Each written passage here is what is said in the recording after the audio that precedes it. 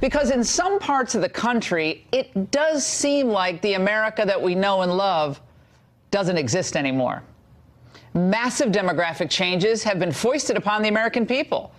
And they're changes that none of us ever voted for, and most of us don't like.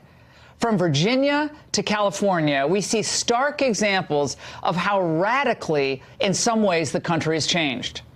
Now, much of this is related to both illegal and, in some cases, legal immigration that, of course, progressives love.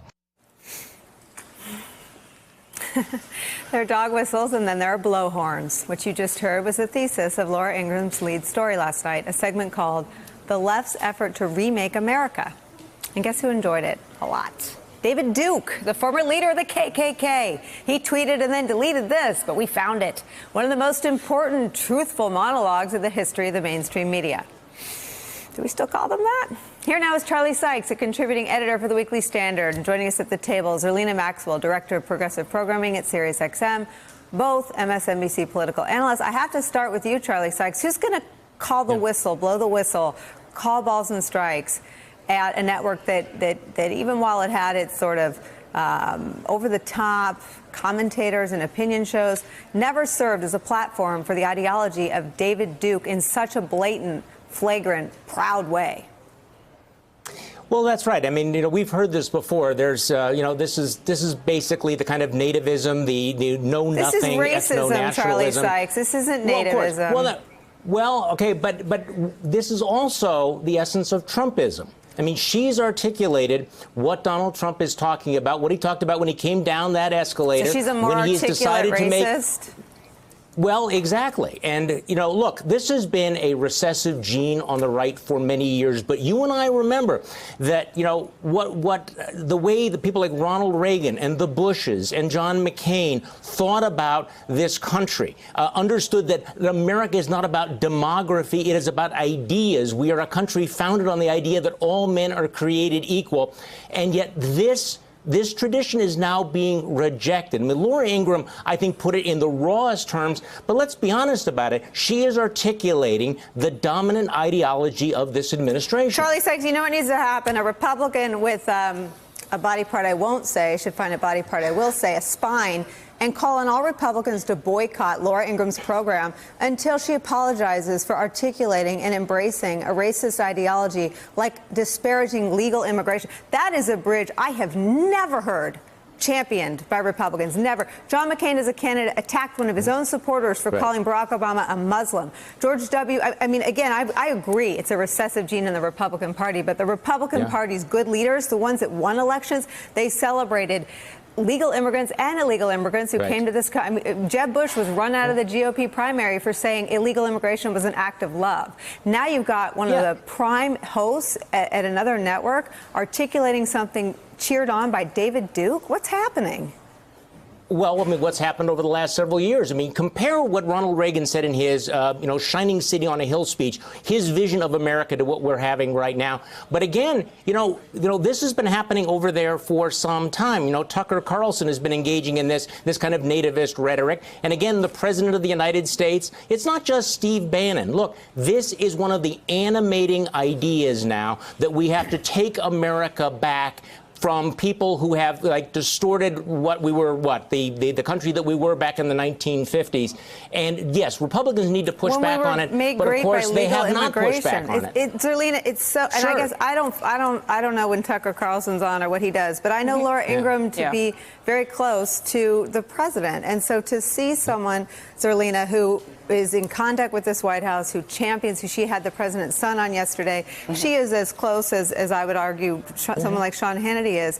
Zerlina, what does it say to see Republicans? I imagine tonight she'll have a full rundown of Republicans as guests. Well, it means to the Republican Party, at least right now, racism is perfectly fine. And I've said Did anyone disavow that today, or David Duke? No, but they're not going to, because one of the things that happened in 2016 is racism was normalized. It was seen as something that people could be in public, and it was perfectly acceptable in polite company to express racist views or what was traditionally thought of as racist views, and you can still be accepted in polite society. And I think that Hillary Clinton talked specifically about when Steve Bannon was hired that it was, it wasn't the alt-right. We're talking about white nationalism. We're not, don't rebrand it as something that sounds softer. Talk about it as racism. And I appreciate that you say, no, it's racism.